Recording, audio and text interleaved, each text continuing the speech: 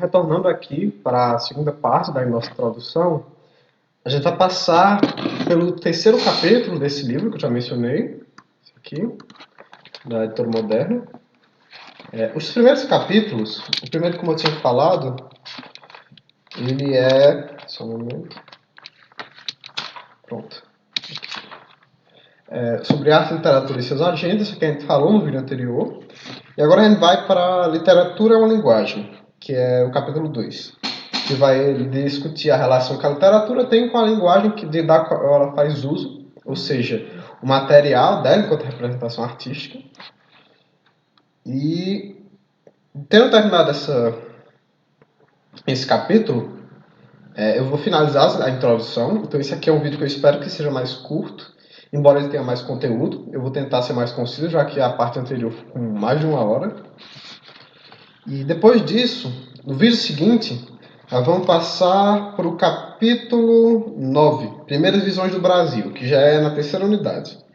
Eu vou fazer isso porque esses capítulos que ficam entre o 2 e o 9, eles têm um caráter mais genérico. Então, no final dessa aula, eu vou fazer uma pequena explicação, discutir com vocês a ideia de gênero. E aí a gente vai pensando nos períodos literários, das manifestações artísticas, das tradições estéticas, a gente vai pular logo para o Brasil. Porque como esse é um minicurso que ele tem esse foco em literatura brasileira, eu vou deixar para fazer as constatações que ele faz no capítulo anterior, que são constatações importantes sobre a literatura na Idade Média, a influência do humanismo, e a gente vai falar mais na frente da influência do renascentismo junto dessas duas ideologias que andam lado a lado, e falar do classicismo e da relação que a literatura tem com outros elementos que eu já explorei no vídeo anterior, mas que eu não explorei em profundidade. E eu vou deixar para fazer isso contextualizadamente nos capítulos sobre os períodos literários. Então, e até porque, como eu falei, eu não sei quanto tempo eu vou durar esse mini curso, porque eu ainda estou conferindo na carga horária. Eu acredito que eu consigo cumprir aquilo que eu falei na introdução, que é de ir pelo menos até o romantismo, e entrar em algumas correntes do realismo, pensar aí talvez até o parnasianismo ou pré-modernismo, nesse meio termo aí, talvez até o simbolismo, enfim.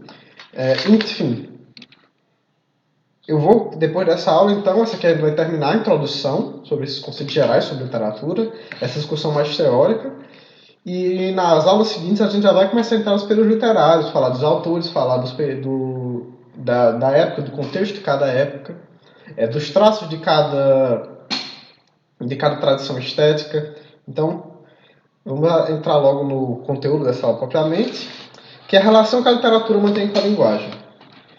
Só a título de desencargo, eu vou abrir aqui o texto da aula 1 para fazer um resumão de qual é a ligação, qual é o nexo que existe entre essa aula e a anterior. Como eu falei, falando dos gêneros da produção artística, eu dei destaque a esses aqui. Eu mencionei que há outros, mas esses aqui são os que eu dei destaque.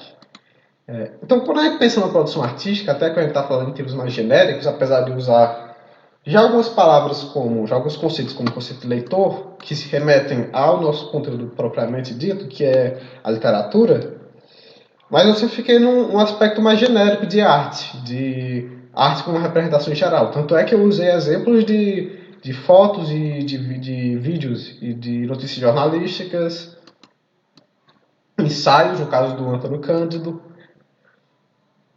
E agora a gente vai fechar o nosso tema em literatura, já que essa aula é mais especificamente sobre literatura e não sobre arte em geral, como tinha sido anterior. E a gente vai discutir o que é que diferencia a literatura das outras artes. O primeiro ponto que eu quero ressaltar dessa diferenciação entre literatura e a gente vai falar de fotografia e de filme, é que eu vejo alguns autores, alguns pesquisadores que separam exacerbadamente a literatura de outras línguas. E acham, por exemplo, que você fazer uma abordagem que compare uma obra literária com uma obra fílmica não funciona, não dá certo, não tem razão. E eu acho que isso não acontece. Eu acho que, quando a gente fala de arte, entender que a arte ela tem uma relação profunda com as outras manifestações artísticas, sejam elas manifestações da mesma forma, da mesma forma artística, que a gente pode dizer, por exemplo, a literatura, a poesia, ou se a gente quiser fechar ainda mais a literatura romântica, a literatura modernista, a gente pode fechar ainda mais e falar da literatura romântica de Machado de Assis, a literatura pré-realista de Machado de Assis. Ou a gente pode ir descendo cada vez mais nessas categorias para pontos mais específicos. Mas ainda assim, todos esses elementos eles têm uma relação entre si. Não é à toa quando a gente estuda o modernismo, a gente sempre pensa que a arte modernista ela está sempre ligada com outras representações. No barroco também, a gente fala de uma pintura barroca junto com uma escrita barroca, com literatura barroca. Então, sempre que a gente estiver pensando em representação artística, em arte e cultura, é bom a gente entender que mesmo essas manifestações individuais, ela tem uma relação com tudo. Então, você tentar pegar a literatura e fazer parecer elas que é uma coisa autônoma, que é uma coisa que existe por si só, é uma abordagem que eu acho infrutífera e que perde muito do que é literatura e do que é a cultura como um todo. Como é que a literatura, como é que a cultura funciona. Por isso, algumas constatações, como a que inicia o capítulo sobre literatura e linguagem, que é essa de que a essência da arte literária está na palavra, eu acho que são um pouco... Elas não são falsas, mas elas talvez pudessem ser esclarecidas melhor. E às vezes deixar mais evidente qual é o papel realmente, no que é que está o núcleo da arte literária, o que é que diferencia a arte literária, mas ao mesmo tempo o que é que faz ela ser artística, o que é que faz ela participar da cultura, o que é que faz ela não ser só algo isolado. Por exemplo, quando a gente lê uma obra literária, aquilo ali vai se relacionar diretamente com a nossa vida, com o nosso entendimento da realidade, aquilo ali pode mudar nossas ideias. Então não é interessante pensar na literatura como algo que ela existe longe de nós, que ela existe separada de nós, mas como algo que a gente está o tempo todo relacionado, que faz parte do que nós somos, faz parte do ser brasileiro, faz parte do ser cearense, faz parte do ser humano, que é como é que a gente se relaciona, como é que a gente entende o mundo ao nosso redor, como é que a gente entende as outras pessoas. E essa é uma das essências da arte. A arte ela não existe fora da nossa relação com a humanidade. A arte ela envolve comunicação, a arte ela é socialmente e ideologicamente ativa. Ela não é só prazer por prazer. Ela envolve essa conexão que nós temos uns com os outros. E a literatura não está separada disso. Mas apesar disso, elas têm suas individualidades. Ela tem características que tornam ela a literatura, em vez dela ser a pintura, em vez dela ser o cinema, em vez dela ser a televisão. Então, quais são esses traços?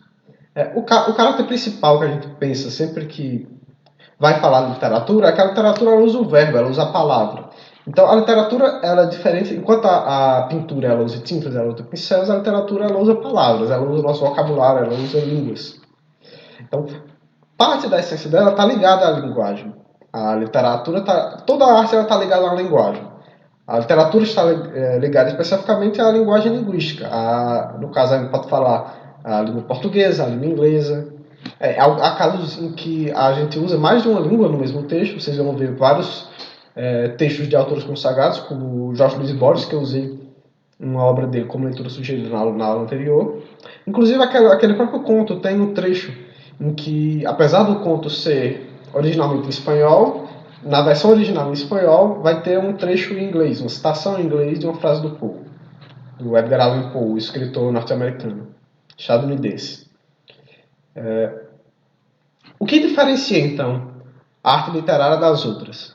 Se a gente falar que é a palavra, tem um problema, claro, que é...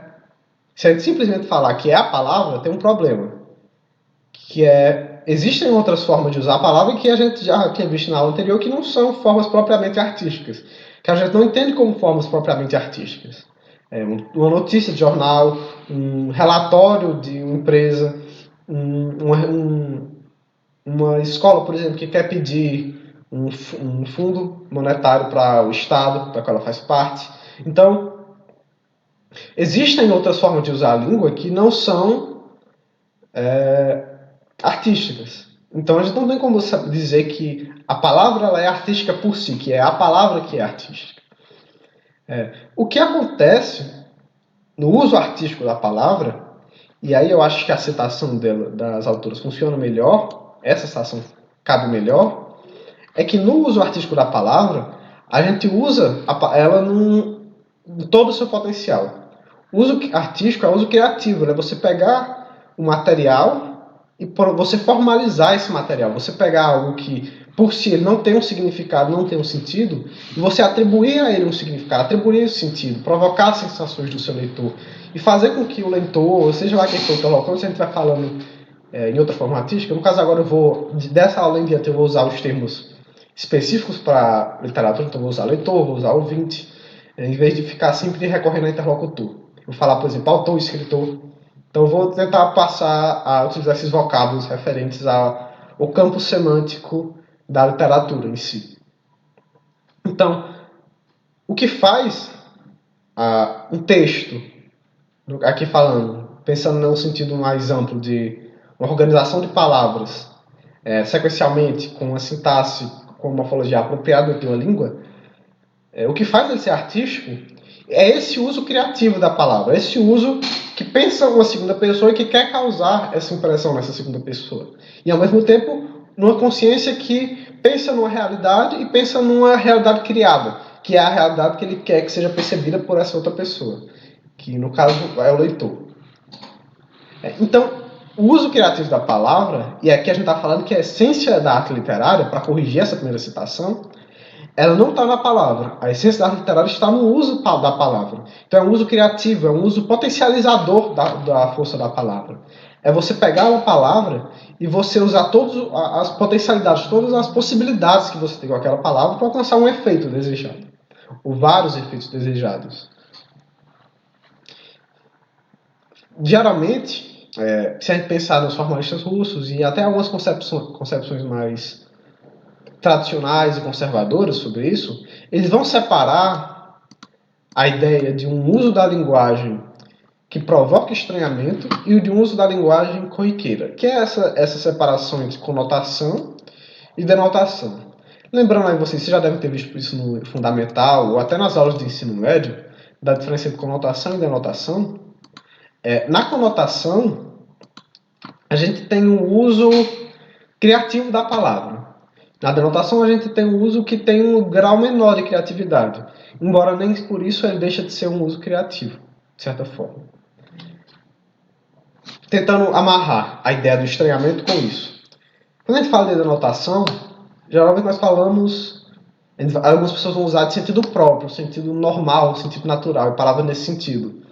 Mas não é bem assim, porque nenhuma palavra, ela por si, ela tem um sentido próprio, ela tem um sentido natural. As palavras, elas não existem autonomamente, as palavras, elas existem numa determinada sociedade, sendo utilizadas por determinadas pessoas. E elas mudam de significado ao longo do tempo e ao longo das sociedades. Como exemplo disso, nessa música aqui, nessa letra de música dos Racionais, Negro Drama, a gente vai passar por o que eu vou usar como exemplo mais adiante, sobre conotação e denotação. A palavra inicial dela, negro, ela tem um significado aqui no Brasil, que ela tem um significado diferente nos Estados Unidos. Não é porque ela é uma palavra diferente, ela tem a mesma etimologia, e se você for fazer uma tradução, ela vai ter o mesmo significante. Ela vai dizer que ela é a mesma palavra. Só que nos Estados Unidos é uma palavra que ela é extremamente problemática. Você não vai ver brancos usando ela. Geralmente quem vai usar essas palavras, quem é permitido usar essa palavra são negros. E aí existem várias causas para isso. Uma delas é que ela tem um tom pejorativo nos Estados Unidos. E não é porque a palavra é diferente. A palavra significa a mesma coisa, de certa forma. Se a gente for pensar no significado literal, que é geralmente o que associado à denotação. Mas no contexto deles, ela é compreendida de uma forma diferente. Ela é uma palavra que a gente não usa lá como se usa aqui. Eu não usaria essa palavra a palavra em língua inglesa que é usada para se referir à palavra negro em português. Da mesma forma, tem relatos de brasileiros que estão lá e que usam essa palavra e que são vistos com outros olhos. Que são vistos, apesar de ele estar usando a palavra em português, ela é vista com o significado que ela é vista lá. Então é bom a gente ter cuidado ao tentar associar essa ideia de significado literal, significado normal, O que acontece na diferença entre denotação e conotação é que nós temos algumas palavras, e aí é bom deixar claro que não são todas, que elas têm um uso cotidiano. Quando nós nos relacionamos com o enunciado, nós não nos relacionamos com um sistema fechado. Então a gente não está pegando o dicionário e passando as palavras dele e lendo o significado que aquelas palavras têm naquele dicionário. A gente se relaciona com os usos que a gente conhece daquela palavra. Por isso que às vezes uma pessoa lê um enunciado e entende uma coisa e outra pessoa lê aquele enunciado e entende outra. Porque ela está acostumada a ver o uso daquela palavra em outro contexto. E é por isso que alguns textos se tornam indecifráveis quando você não entende o contexto em que ele está inserido. O mesmo é o caso com a diferença entre denotação e conotação. Quando a gente usa uma palavra no sentido denotativo, a gente está se associando ela diretamente a um desses usos recorrentes, a um desses usos padrões, assim, por assim dizer. Então, quando eu digo potencial, significativo e sonoro, a gente pode usar esse sentido aqui, eu estou usando o sentido comum da palavra, não estou modificando diretamente o uso dessa palavra de acordo com o contexto em que ela está inserida. Mas quando eu uso um texto, vamos pensar aqui nesse trecho aqui específico da música. Eu sou irmão dos meus trutas de batalha. Aqui esse batalha que a gente está falando, a palavra batalha aqui ela está no sentido conotativo, para notar a primeira palavra que aparece aqui, que está no sentido diferente do usual, do sentido padrão da palavra. No sentido mais comum de palavra, de batalha, a gente usa ela para se referir a um conflito armado, um conflito em que há um risco de morte, em que há vidas que estão sendo ameaçadas. Quando a gente fala em carne, aqui também nesse texto, era carne, a gente tem vários significados que a gente pode fazer a tradução. A gente pode tentar usar o significado mais comum, que é o de a gente pode usar como um alimento, pode falar de carne como no sentido biológico, de ser uma parte do corpo humano. E aqui a gente tem navalha também, outra palavra que também está sendo usada no sentido diferente do sentido padrão. A gente não está falando da navalha do objeto. A gente está falando aqui de uma relação entre essas duas palavras.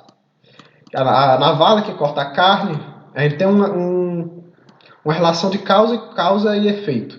Então você tem uma navalha que a gente tem, pensando numa relação abstrata, a navalha que corta a carne, um é o sujeito, um é o que é cortado. Então eu era a carne, eu era o cortado, eu era o afetado, e agora eu sou a navalha, eu sou o que afeta, eu sou o que age. E se a gente pensar no contexto geral da estrofe, que menciona a batalha, então a gente tem uma ideia de conflito. Só que esse conflito a gente não está traduzindo especificamente com uma pessoa, com a navalha cortando outra pessoa, cortando uma carne, que essa pessoa é a carne, entenderam? Eu estou vendo aqui que eu estou me enrolando um pouco nessa explicação, mas o que eu quero deixar claro é que quando a gente faz essa diferenciação entre conotação e denotação, não é tão simples quando você pensar numa palavra que tem um sentido literal e numa palavra que tem um sentido literal modificado. Porque a relação entre as palavras, os vocábulos, os significados delas é uma relação que ela é dinâmica. Ela modifica de acordo com o contexto, ela tem a ver com contextos. Então, se eu pegasse esse trecho aqui, ou pegando outra letra aqui, se eu pensasse... Vou usar um exemplo de outra música aqui.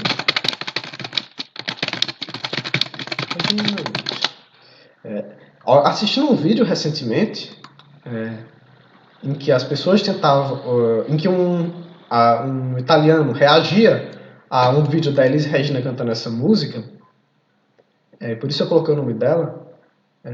Quando você... assistindo os comentários daquele vídeo, você vê que as pessoas entravam muito em conflito sobre do que é que falava a música.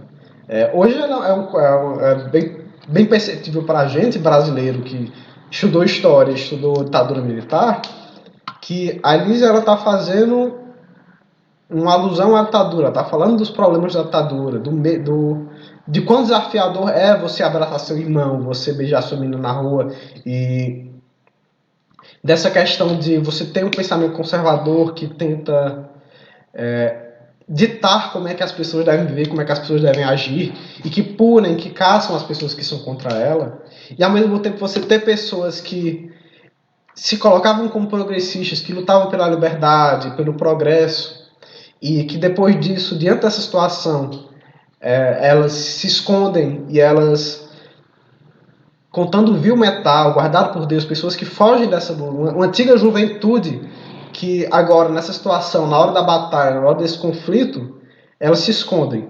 E a gente, dentro desse contexto, e aqui a gente tem um uso conotativo dessas expressões, dessas palavras, é uma música que, para a gente percebe claramente, dentro do nosso contexto, como uma referência à ditadura. Para esse italiano, ele não conseguia entender sobre o que é que ela estava falando. E vendo outro vídeo, e aqui eu tentando ver outras reações, se era uma coisa que era só esse cara, se eram outras pessoas, eu achei mais dois estrangeiros que vendo, achavam que era uma coisa sobre o dia a dia, sobre amor. E é por isso que eu estou entrando nesse aspecto de conotação e denotação. A ideia de contexto ela é bem ampla. Ela tem a ver tanto com a estrutura em que ela está inserida, em que aquele uso de linguagem está inserido, quanto, e aí eu estou falando de parágrafos, de textos, de contos, de uma literatura específica, da literatura brasileira. A gente pode ter uma conotação que seja uma referência a um outro romance, a uma outra poesia, a um ensaio de um autor X, ou ao discurso de um presidente tal, tanto como a gente pode ter uma referência a um conhecimento mais geral sobre nossa situação, no caso aqui sobre a ditadura militar. A denotação, por outro lado, ela tem esse sentido mais específico, mais padrão, em que você, e aqui entra a grande diferença entre a denotação e a conotação, é que a denotação ela não necessita de um papel ativo tão praticante, tão evidente do leitor. Na denotação, a maioria das pessoas de uma determinada comunidade, por exemplo, a maioria dos falantes de língua portuguesa, conseguiriam entender a denotação facilmente. Nem que para isso eles precisassem olhar no dicionário o significado de uma palavra que eles não entendem. Mas a denotação, ela presume que toda uma comunidade vai facilmente entender o que é que você está falando. Então, quando eu uso a palavra navalha, o homem fez a barba com a navalha. Eu não presumo que uma pessoa vai ter dificuldade de entender aquilo. Que uma pessoa que fale português vai ter dificuldade de entender aquilo. Por outro lado, quando eu estou pegando a música negro-drama e eu estou usando a palavra navalha em um determinado contexto, e aqui quem conhece a estrutura racial brasileira, quem vive isso na pele e quem sofre o racismo diário, e quem é de favela, quem é de periferia, ou quem conhece essas realidades, vai ser capaz de entender o que é que ele está falando. O que é que ele está falando quando ele fala de navalha de carne. Para uma pessoa de fora, uma pessoa branca, ou que, por exemplo, não entendesse o contexto racial brasileiro, talvez não entendesse sobre o que é que ele está falando, sobre essa condição de ser negro, de ser preto no Brasil, de ser de favela, de ser periférico, e de enfrentar essa realidade todo dia. E não entenderia com essa relação que ele faz entre carne e navalha. Mas qualquer pessoa que entenda a língua, que entenda a estrutura básica da língua, consegue entender a denotação. Isso faz com que os leitores que entendam aquele texto e os leitores que leiam aquele texto que tem um significado conotativo, e aí fica mais claro, porque quando a gente lê certas formas textuais, quando a gente lê um conto, um poema, um romance, a gente presume que ele pode ter um significado além daquele significado denotativo, daquele significado de dicionário. E aí isso presume uma participação do leitor no texto. E aqui a gente volta para a ideia de arte. O uso artístico da linguagem, seja no quadro, seja no livro, seja onde for, ele presume puxar o leitor para dentro do texto. Ele presume que para aquele texto ter significado, o leitor tem que participar. E daí a razão da conotação. Quando você usa uma conotação, você puxa um contexto para aquele seu texto. Você puxa uma atitude diferente da atitude comum que é utilizada. Então, o uso de carne e de navalha, ele não é simplesmente uma forma de dizer que antes ele era o que sofria e agora ele é o que causa o sofrimento. Não é... Antes ele era o agente passivo dessa relação de dominação e agora ele é o agente ativo. não é simplesmente eu não estou simplesmente traduzindo uma denotação por conotação. No momento que eu faço isso, dependendo das palavras que eu uso, de como eu faço, eu estou me expressando, eu estou colocando intenção, eu estou colocando um tom na minha voz. Existe uma diferença entre você falar pare e você falar pare com intensidade, e você falar com uma entonação de voz diferente. Existe uma diferença entre você falar uma coisa com o dialeto, o dialeto urbano e você falar uma coisa com o dialeto rural. Você falar uma coisa com o dialeto das classes mais altas e você usar um dialeto da periferia. Existe uma intencionalidade, existe um tom que você coloca na escolha que você faz do seu uso da linguagem. Então, você usa o potencial que a linguagem tem, você usa o potencial que a língua tem para se expressar de uma forma diferente.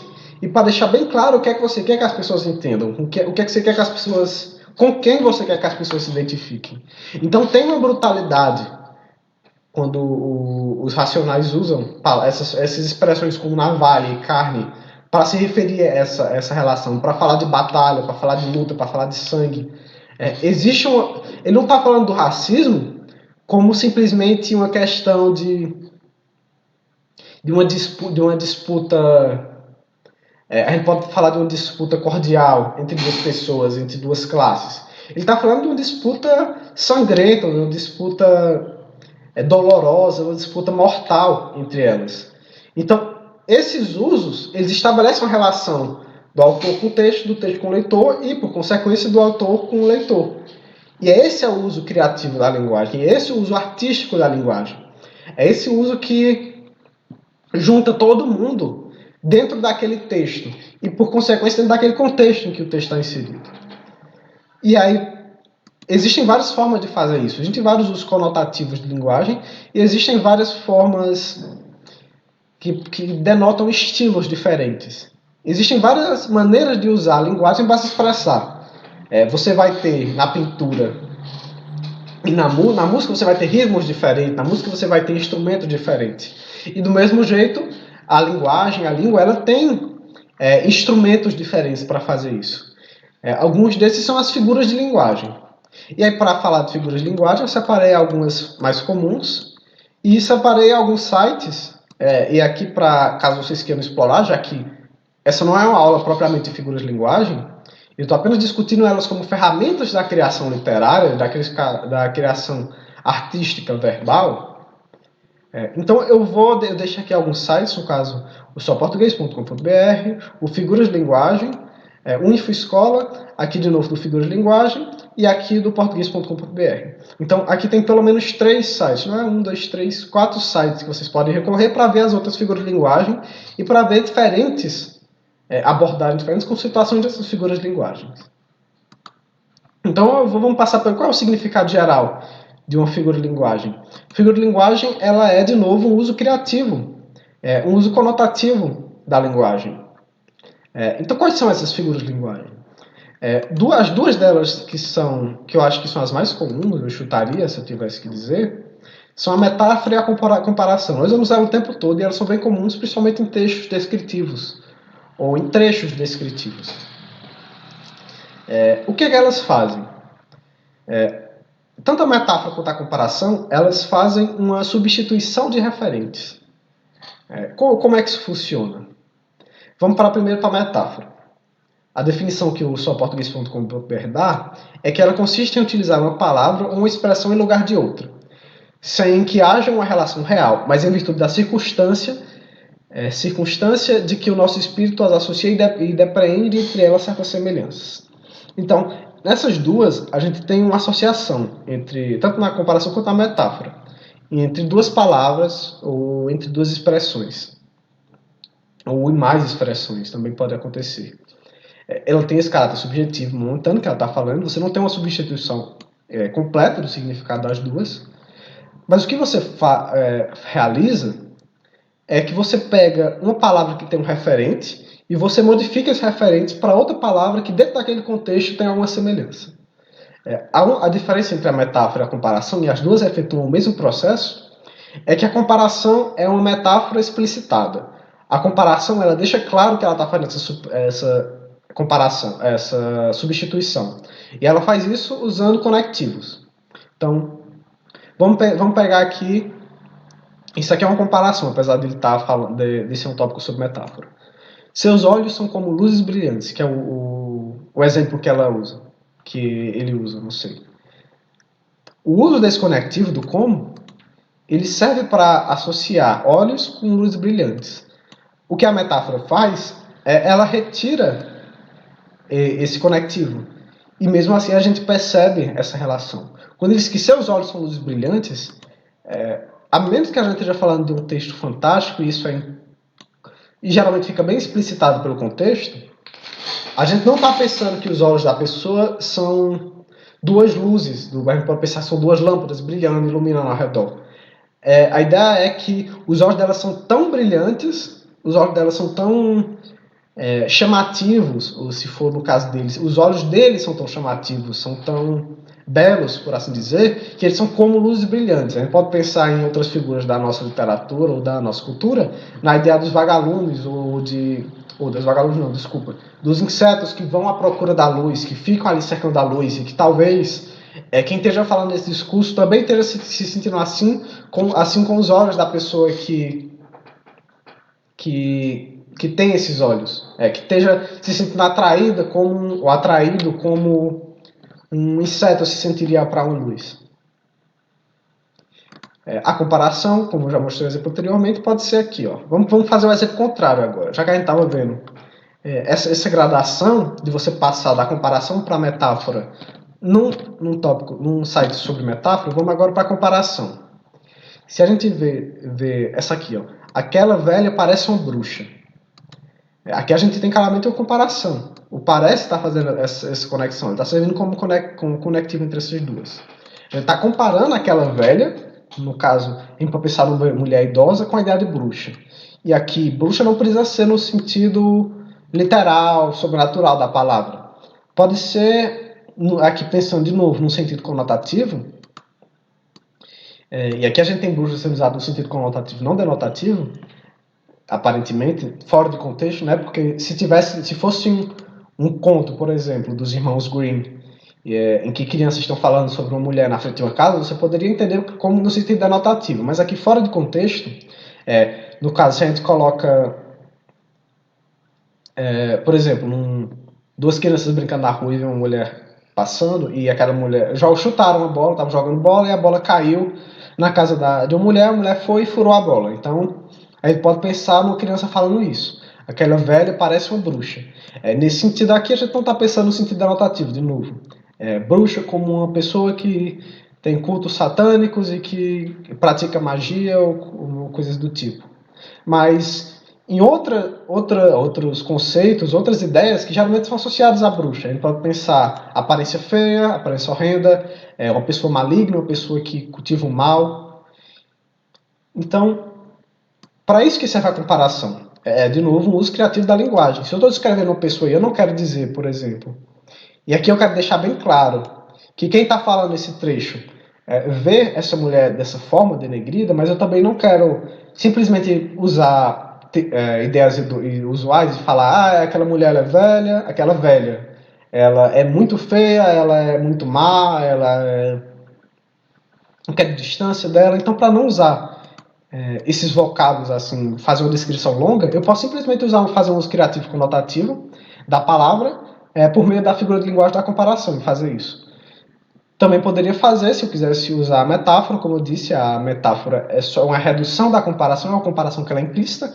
Eu poderia tirar esse parece e usar o é. Aquela velha é uma bruxa. De novo, eu não estou usando no sentido denotativo. Eu não preciso estar usando no sentido denotativo. Posso usar no sentido conotativo de aquela mulher ela é feia, ela é maligna, blá blá blá. Vamos para outras agora, para mostrar outros exemplos. A prosopopeia, também chamada de personificação, era bem comum em fábulas e na poesia também. E consiste em você atribuir características humanas para seres inanimados. Se a gente pensar naquele exemplo, seus olhos são como luzes brilhantes. Se a gente quisesse transformar na prosopopeia, eu poderia Os olhos dela estão me chamando, poderia dizer. Eu não estou dizendo que os olhos dela estão falando e me chamando, ou que estão fazendo um gesto para mim. Mas eu posso dizer que o olhar dela está me dando, está mostrando que ela tem a intenção de que eu me aproxime. Entendeu? Então, de novo, é um uso conotativo da linguagem, é um uso estilístico. E essa é uma palavra importante. Quando a gente fala de estilístico, a gente fala de criatividade, uso criativo, de um uso que pensa a linguagem e tenta extrair dela o potencial que ela tem. Pegar essas ferramentas dela e criar algo com o qual a gente se sinta bem. Pensar, o jeito que esse cara usou prosopopeia, ou metáfora, ou que essa mulher usou a comparação, a hipérbole e o eufemismo, é tão bonito que eu não teria pensado. Ou é algo tão inusitado e inesperado. Ou pensar que fora do comum, que ela criou uma sonoridade com um certo uso dessas figuras de linguagem que deu uma musicalidade ao que ela estava querendo falar. Então, isso é a ideia do recurso estilístico, é a ideia de um uso criativo, de um uso artístico. E é daí que vem a força da linguagem na literatura. E é por isso que é importante, quando a gente estuda literatura, a gente estudar figuras de linguagem. Porque a literatura ela não é só conteúdo. A literatura não é só uma história que eu estou querendo contar. Claro, a história é importantíssima. Nós temos várias histórias que são magníficas e que nós utilizamos ao longo da nossa história para o aprendizado, para nos constituir como indivíduos, para nos comunicar com outras pessoas, para aprazer outras pessoas. Mas também tem esse elemento, que uma história, ela depende de como você conta ela. E quando a gente fala de literatura, a gente pensa em linguagem, a gente pensa em figuras de linguagem, a gente pensa em língua, a gente pensa em parágrafos, em versos, em estrofes. Então, falar de literatura é usar esses recursos. A gente tem que entender não só o que está sendo falado, mas como está sendo falado. Porque são duas coisas que não se dissociam. Eu posso ter experienciado a aventura mais maluca ou mais maravilhosa do mundo. Se eu não souber contar ela vai perder toda a individualidade, toda a magnificência dela. As pessoas não vão entender quão maravilhosa aquela aventura foi se eu não for capaz de contá-la. E às vezes, tem gente que consegue utilizar a linguagem e esse recurso de tal forma que uma aventura banal, uma coisa banal, ela acaba se tornando uma das coisas mais maravilhosas, mais engraçadas, mais tristes, mais lindas que existem. Um exemplo que vocês podem pegar, se vocês forem acompanhar os stand-ups do Tiago Ventura. O Tiago Ventura, ele faz, que deve conhecer do Quatro Amigos e de outros programas que ele faz. E ele discute muito essa ideia de teoria da comédia, como é que você faz comédia. E a comédia também é arte. A gente, às vezes, pensar em relações de comédia com literatura, a gente tem a poesia satírica, a gente tem o Boco do Inferno, né, e vários outros poetas que escreviam essa poesia cômica. A gente pensar no teatro grego. Os gregos, eles faziam teatro cômico. Então, a comédia ela também é uma forma artística. E ele faz muito disso, o Tiago Ventura. Ele conta a maioria das histórias que ele conta são histórias da infância, ou uma viagem que ele fez, ou um caos que ele viveu. E a beleza do que ele tá não está simplesmente no que ele conta. Porque quase todos nós vamos ter passado por coisas como a que ele passou. Inclusive, esse é um dos pontos interessantes da abordagem dele.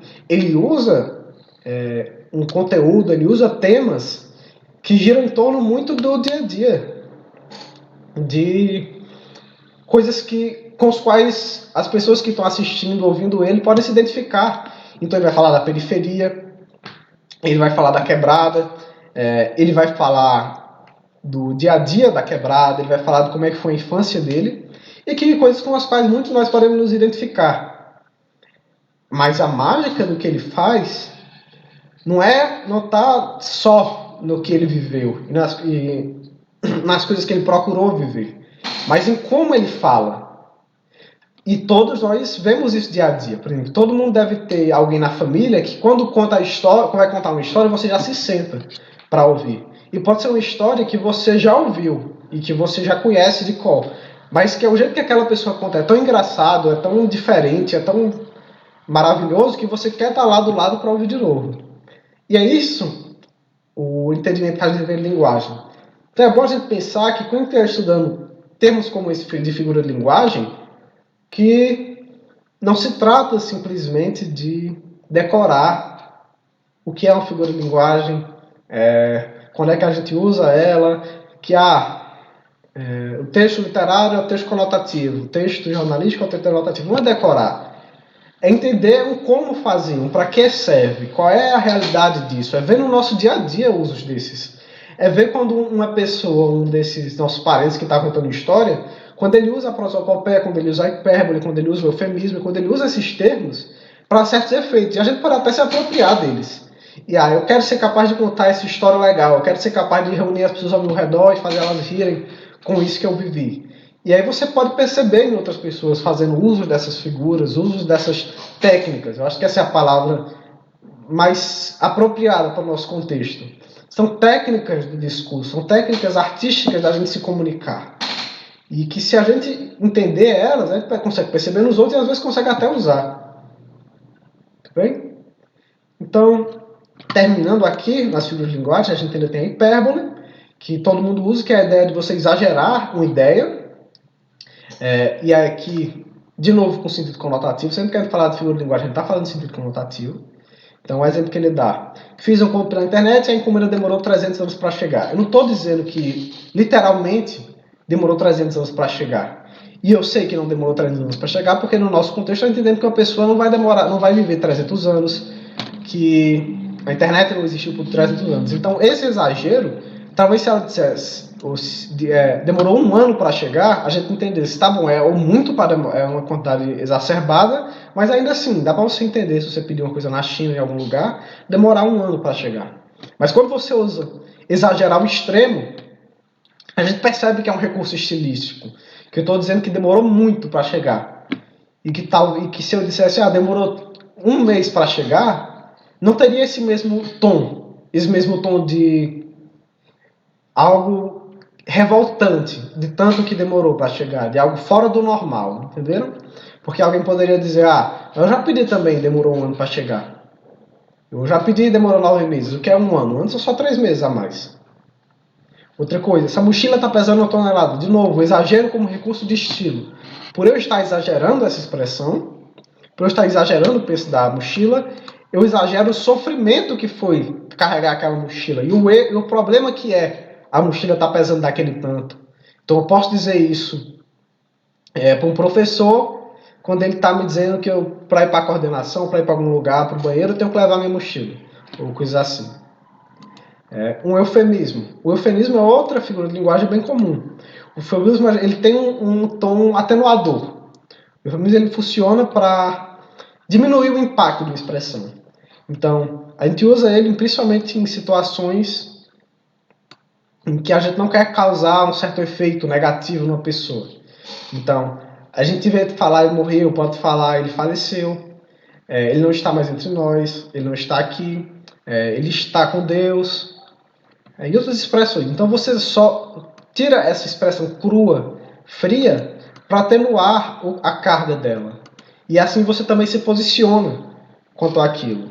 Se eu chego e dizer, fulaninho bateu as botas, é uma forma de você mostrar certo desrespeito com aquela pessoa. Ou fulaninho já era, fulaninho tiraram ele daqui. Se você usasse uma expressão assim, você denota certo tom irônico, certo tom satírico, agressivo e de desrespeito.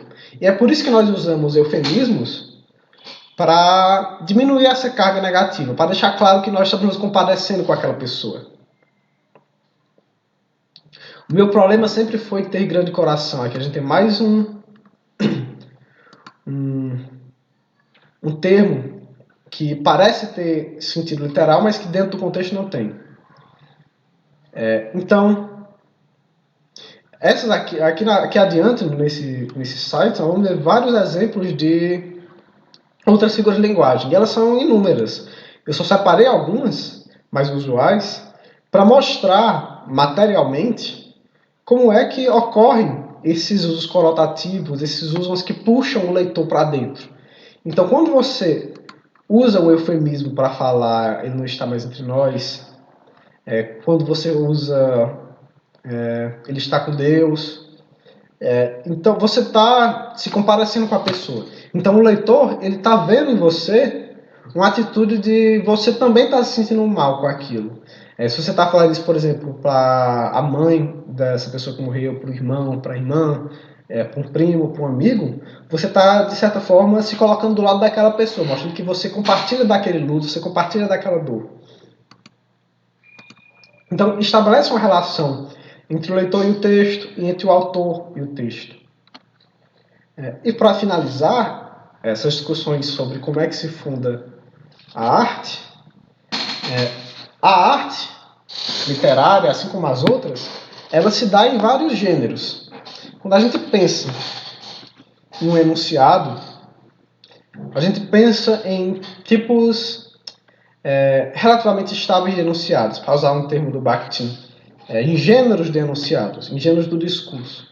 Então, nós nos relacionamos com outras pessoas usando esses gêneros. Por exemplo, vocês conhecem já a crônica, o conto, a poesia, no caso o poema, o romance. E aí dentro desses gêneros nós temos outros desses gêneros mais genéricos, desculpa a repetição, mas desses mais amplos, nós temos diferentes gêneros. Nós temos gêneros policiais, mas a gente pode pensar nos do Arthur Conan Doyle,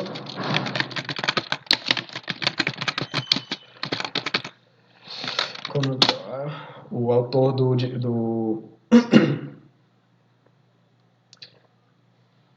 Sherlock Holmes e de outros romances de detetive. A gente pode pensar no Edgar Allan Poe, que tinha alguns contos policiais, como Uma Carta Roubada. A gente pode pensar no fantástico, nos contos fantásticos, nos romances fantásticos, no romance epistolar. Então, toda vez que a gente fala alguma coisa, ou que a gente anuncia alguma coisa, que a gente faz um discurso, seja num quadro, seja numa carta, seja numa conversa do nosso dia a dia, nós usamos formas, nós usamos tipos diferentes de discurso. Então, quando eu estou falando com o meu professor, eu falo de uma forma diferente como eu falo com meus pais. Quando eu estou falando com o meu colega, eu falo de uma forma diferente da que eu falo com os meus pais, como eu falo com um tio meu, com alguém da minha família. Então, nós temos essas formas estáveis com as quais nós nos relacionamos. Então, por exemplo, para pensar num exemplo prático disso. Quando a gente lê um poema, nós presumimos que as expressões que ali aparecem, elas têm um sentido conotativo. Então, só para a gente estar lendo um poema, só para a gente estar lendo um texto que está formado em estrofes, nós presumimos que ele tem um sentido conotativo. Se nós estamos lendo um conto de um autor que geralmente escreve contos de terror, nós esperamos que em algum momento vai ter uma reviravolta de terror. Se nós estamos lendo um conto que ele começa a descrever uma atmosfera sombria, uma atmosfera mórbida, nós esperamos que em algum momento vai aparecer algum ser sobrenatural, vai acontecer um assassinato. Se nós estamos assistindo uma novela, por exemplo, uma novela da Globo, Record, seja lá de qual canal, nós esperamos que vai ter uma reviravolta, vai ter uma intriga. Isso acontece porque nós reconhecemos naquelas obras determinados gêneros. Então, esses determinados gêneros, eles presumem certas reações dos leitores e eles presumem certas escolhas. Então, se eu estou escrevendo literatura, se presume que eu vou fazer um uso artístico da palavra. O que também a gente não pode entender como uma limitação completa. Porque esses gêneros, como eu disse, eles são relativamente estáveis. Eles têm certo grau de instabilidade. Eles se modificam ao longo do tempo. Eles se transformam. Então, na introdução, quando eu falo de trações estéticas como fantástico, a gente tem um fantástico que ele vai se modificando ao longo do tempo.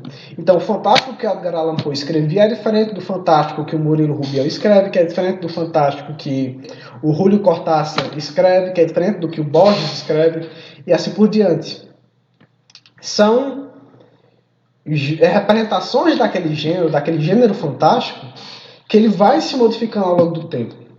Então, esse é um aspecto que a gente sempre identifica nesses textos e que a gente sempre tem que se identificar. Porque, às vezes, quando a gente tenta dizer que o autor fulano de tal, ele se diferencia dos outros, ou ele adquire sua singularidade, porque ele faz certo uso específico da linguagem, ou que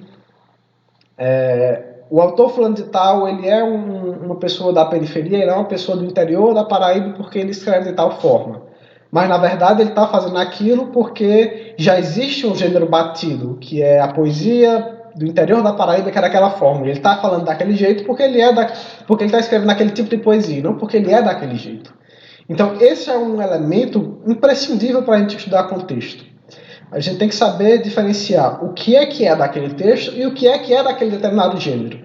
E o gênero é importante não só para entender uma representação individual, uma representação de um autor específico ou de uma tradição específica. Porque o gênero, na medida em que ele é uma repetição e que ele é algo que denota um certo grau de empenho em repetir aquilo, em se relacionar com aquelas ideias, ele presume também causas e consequências para aquilo. Então, se a gente tem um gênero romântico que começa a mostrar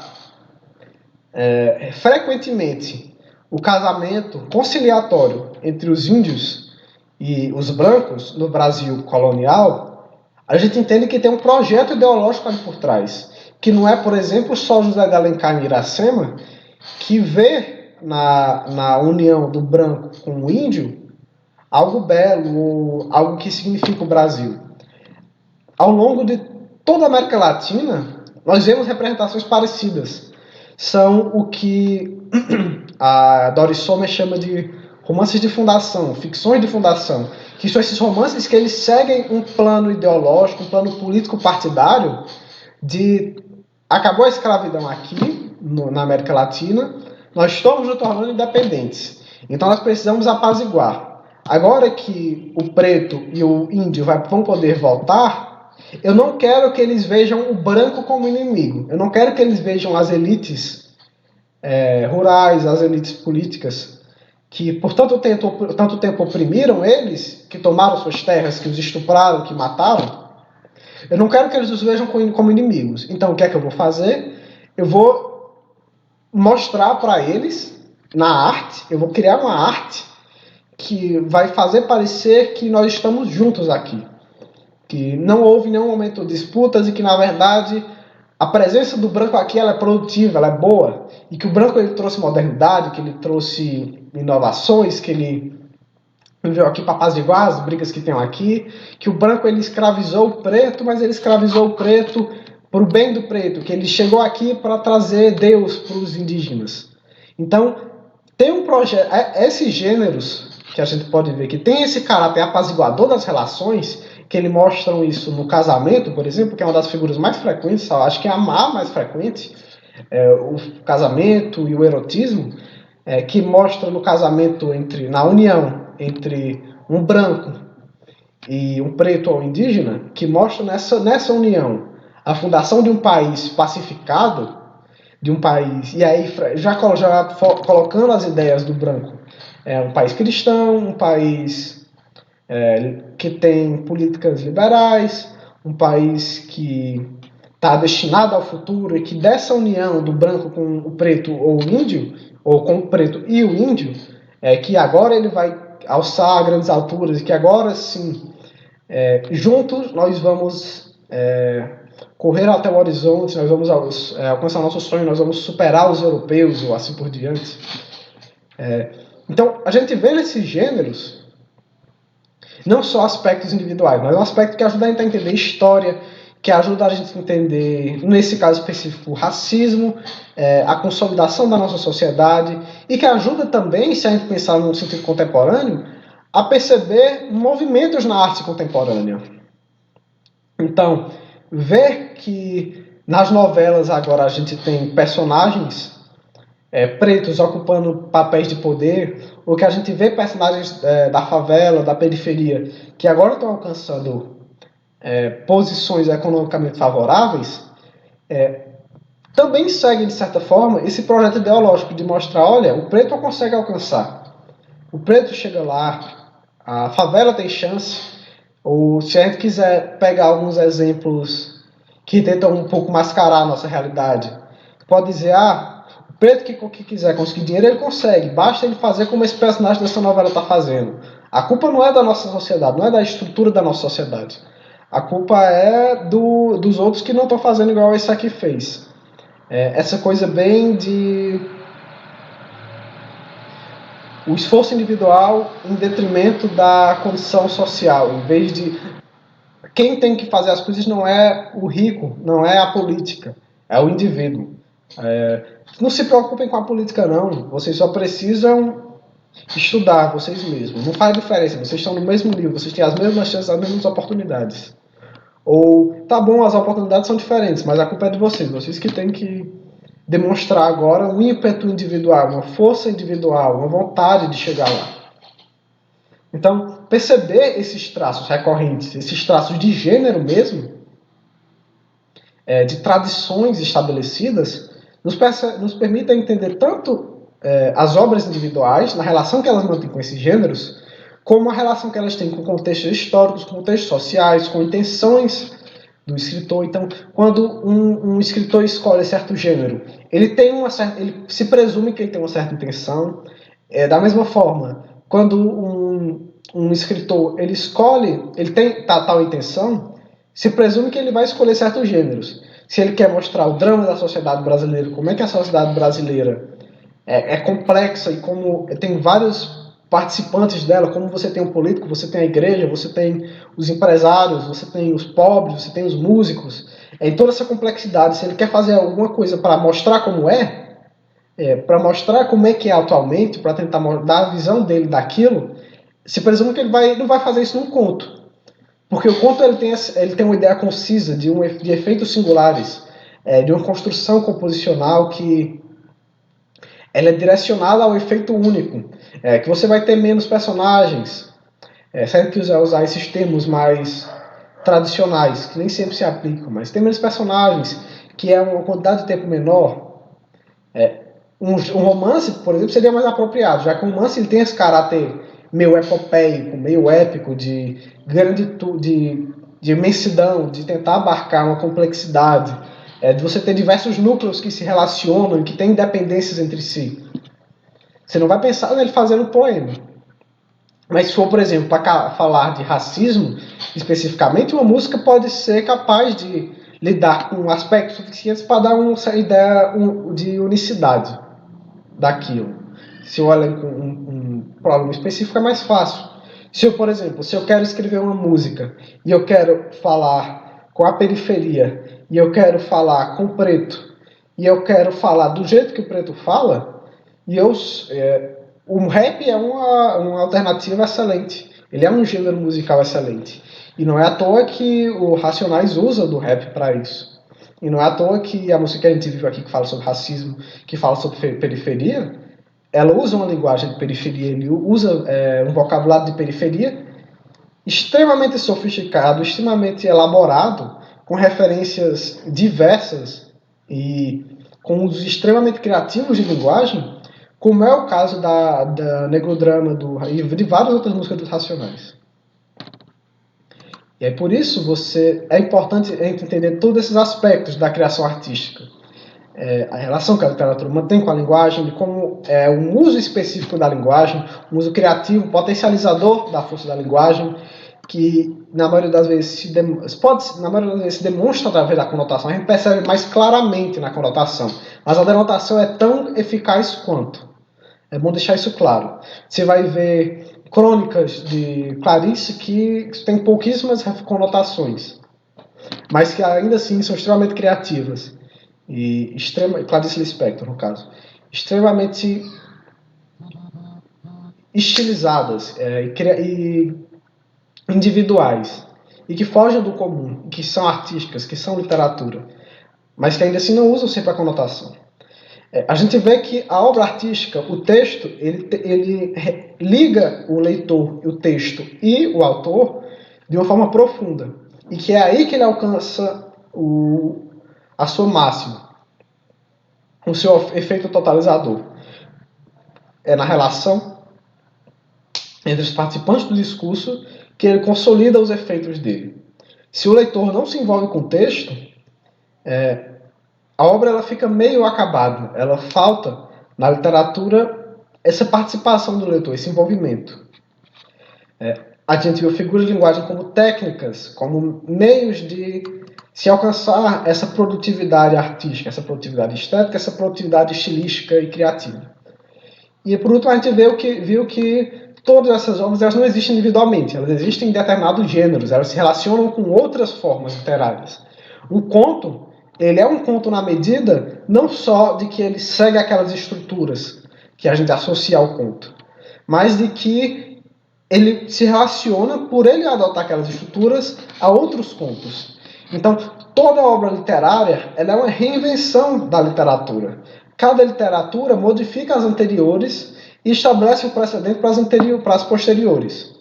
A literatura ela é uma sequência viva de relações interhumanas. E no centro dessas relações está o objeto estético e a relação que ele mantém com os autores e os leitores. E é por isso que quando nós estudamos literatura, nós nos tornamos parte da literatura. E quando nós escrevemos literatura, nós também nos tornamos parte da literatura. E nós somos criadores, tanto como autores e escritores, quanto como leitores. E só nessa relação complexa, interhumana e ideológica, é que nós conseguimos entender o papel, a função e a natureza da literatura em toda a complexidade e profundidade que ela requer, que a arte requer. E é terminando essas considerações que eu finalizo, tendo terminado, que eu vou finalizar essa última aula da introdução.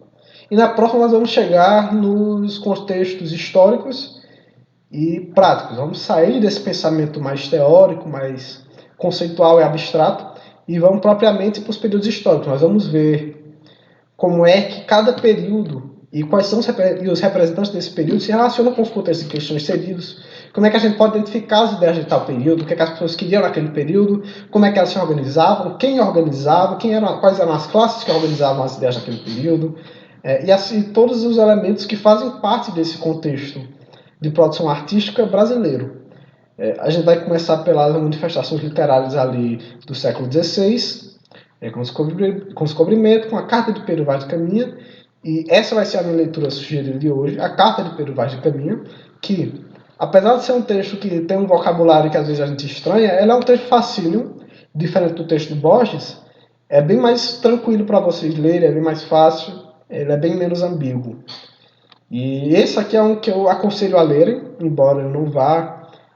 eu vá ler ele em sala de alguns trechos dele na próxima aula, eu não acho que seja imprescindível a sua leitura, pelo menos para a próxima aula.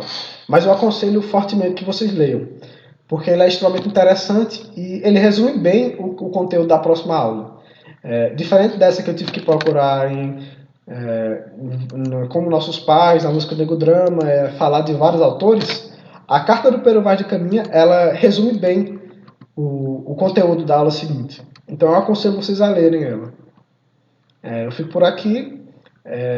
Agora, após a publicação dessa aula, eu estarei finalmente divulgando o canal do YouTube. Então, vocês que chegaram aqui já viram os vídeos anteriores e devem dar a ideia de que eu divulguei já antes da aula 0, mas não, estou divulgando agora já para que quem entre já consiga ter um panorama geral de como é que vai funcionar aqui. Não só baseado na introdução que eu fiz na aula 0, mas nos exemplos que eu estou dando ao longo dessas aulas. Entendem? Então, fico por aqui. Próxima aula, nós vamos falar sobre essas manifestações do século XVI, Pero Vaz de Caminha, falar sobre os jesuítas. E em seguida nós vamos seguir, em seguida nas aulas que vierem depois, eu vou dar continuidade nos períodos literários, falar do barroco, falar do classicismo, falar de romantismo, realismo e dos outros movimentos. E ficamos por aqui.